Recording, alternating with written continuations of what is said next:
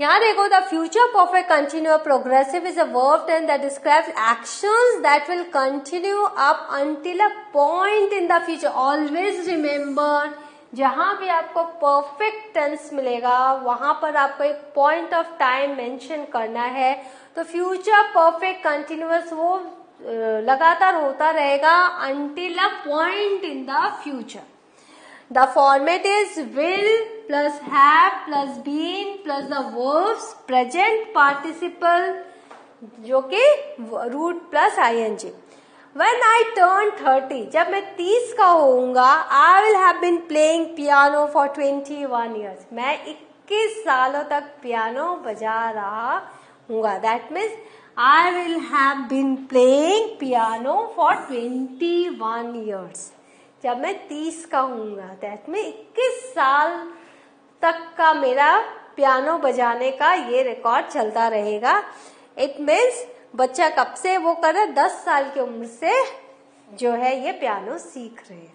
I will have been playing piano for 21 years, right, 9 years at the age of 9।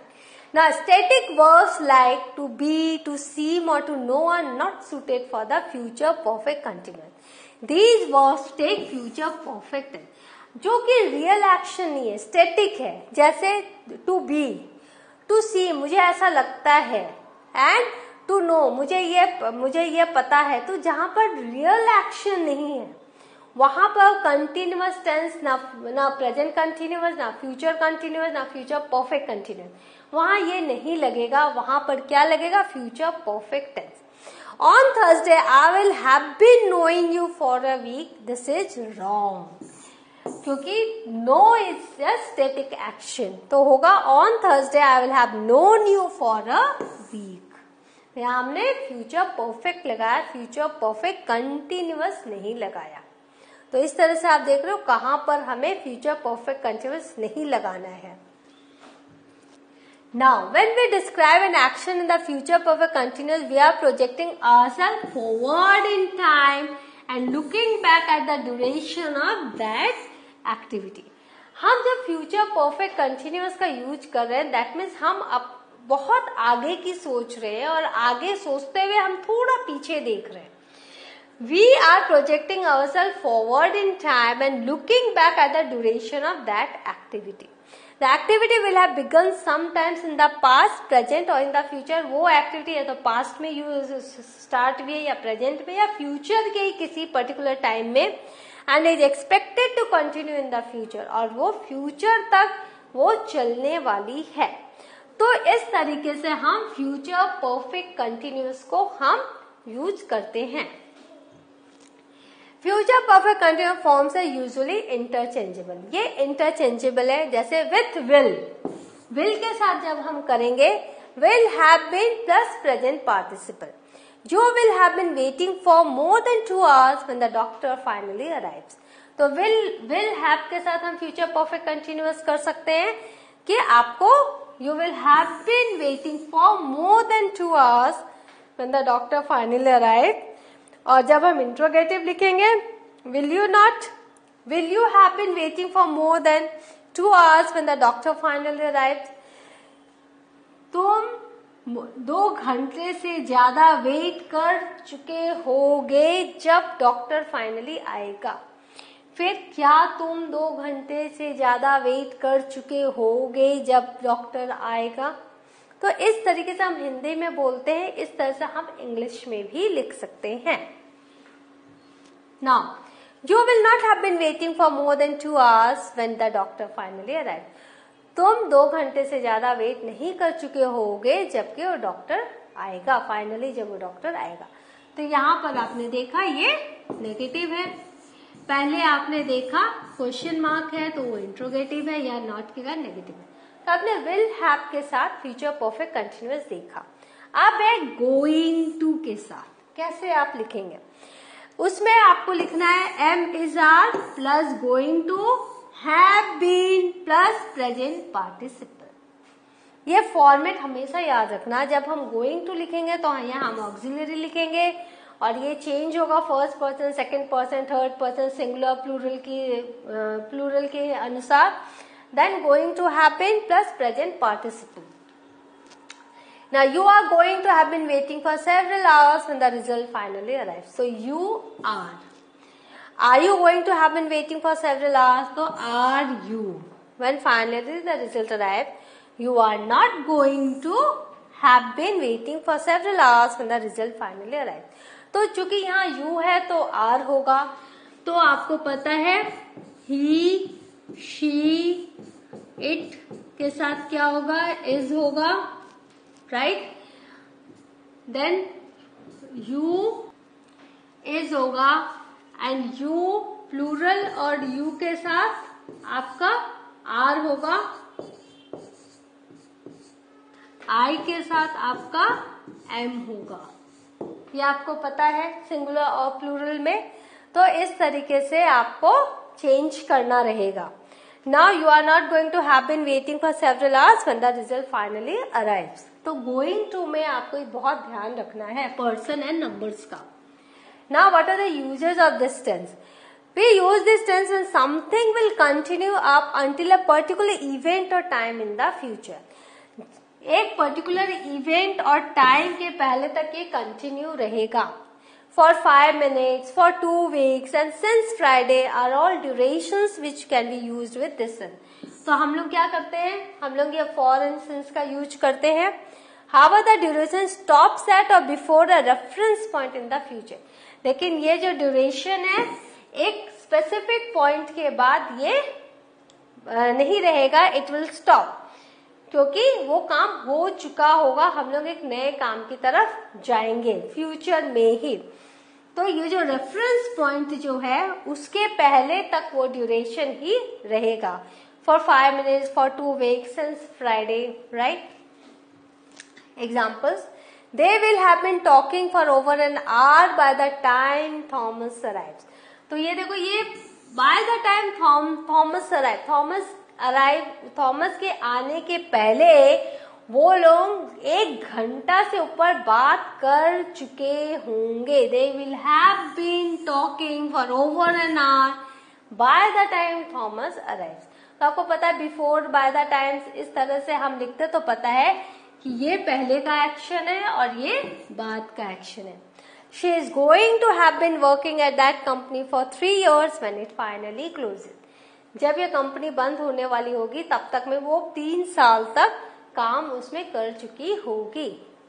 When you have finished your English course, will you have been living in New Zealand for over a year? जब तुम अपना English course खत्म करोगे, that is a specific point.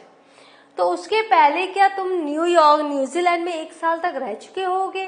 तो जब हम हिंदी में बोलते हैं तो इस तरह से आप इंग्लिश में भी बोल रहे हो, लिख रहे हो. Using the future perfect continuous before another action in the future is to show cause and effect. कारण और उसका प्रभाव जब हम ये दिखाना रहता है तो हम इसको future perfect continuous में लिख सकते हैं. Jason will be tired when he gets home because he will have been jogging for over an hour. तो उसका इफेक्ट क्या है? वो टायर्ड है. कॉज क्या है? Will have been jogging for over an hour. 1 घंटे से ज्यादा जॉगिंग कर चुका है तो इसीलिए वो टायर्ड है. तो cause and effect. The future perfect continuous cannot be used in clauses beginning with time expressions such as when, while, before, after, by the time, as soon as, if, unless, etc. अगर आपको ये सारे words हैं, duration है, time, ये सारे clauses हैं तो वहां फ्यूचर परफेक्ट कंटिन्यूअस आप यूज नहीं करोगे. Instead of future perfect continuous हम कह देंगे प्रेजेंट परफेक्ट कंटिन्यूअस. तो हम फ्यूचर परफेक्ट कंटिन्यूअस हम नहीं करेंगे, हम प्रेजेंट परफेक्ट कंटिन्यूअस का यूज करेंगे. Example, you won't get a promotion until you will have been working here as long as जे.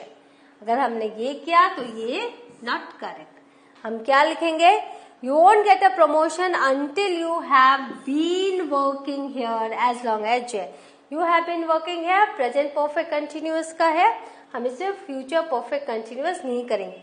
क्या आपको प्रमोशन नहीं मिलेगा अगर you until you will have been working here as long as Jay. जब तक जय के जितना आप यहाँ लंबा काम नहीं करोगे. लेकिन यहाँ पर will नहीं होगा, यहाँ पर होगा until you have been working here as long as Jay.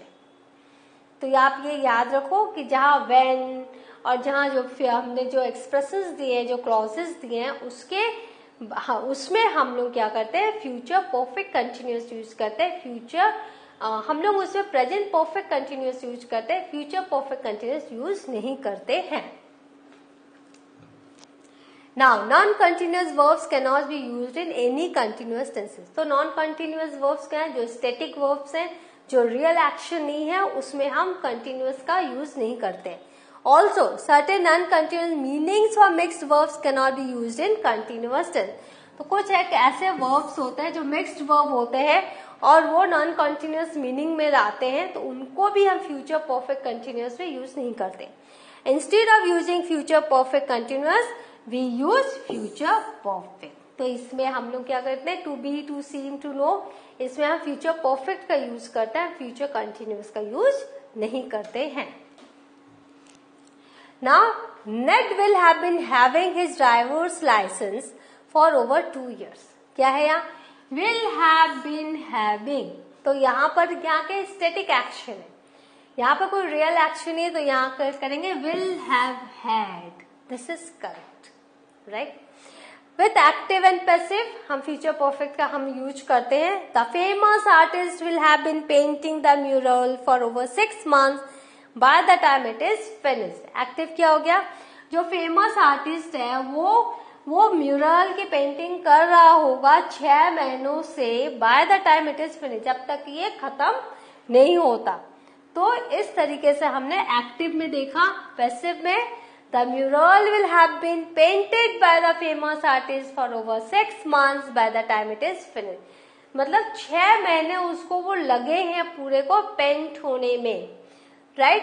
तो इस तरीके से पैसिव में हम देखते हैं, दोनों हम फ्यूचर परफेक्ट कंटिन्यूअस यूज कर रहे हैं. नाउ द फेमस आर्टिस्ट, आपको पता है विल के बाद गोइंग टू का भी हम यूज करते हैं. तो is going to have been painting, तो यहाँ पर फेमस आर्टिस्ट के साथ हमने इज लगाया क्योंकि वो सिंगुलर है. The mural for 6 months by the time it is finished. अगर एक्टिव में ऐसे है तो पैसिव में क्या होगा, द म्यूरल, क्योंकि ये भी सिंगुलर है तो इज ही होगा. Is going to have been being painted, क्योंकि यहाँ पर प्रेजेंट कंटिन्यूअस है तो यहाँ पर बीइंग पेंटेड होगा by the famous artist for 6 months by the time it is finish. तो आपने देखा एक्टिव एंड पैसिव दोनों का रूल हम लगा रहे हैं, और इसको विल में भी हमने आपको दिखाया और गोइंग टू में भी हमने आपको दिखाया. तो इस तरह से दोनों करेक्ट है, दोनों फॉर्म करेक्ट है. So what have you learned today? We have learned the use of future perfect continuous. कहाँ इसको यूज करना है, कहाँ नहीं यूज करना है, कैसे यूज करना है, ये सब आपने जाना. Hope this session will be very useful to you. Use this, learn this session, revise it again and again, and in the next session I will meet you again with some new grammatical topic. Till then, have a good revision. Thank you.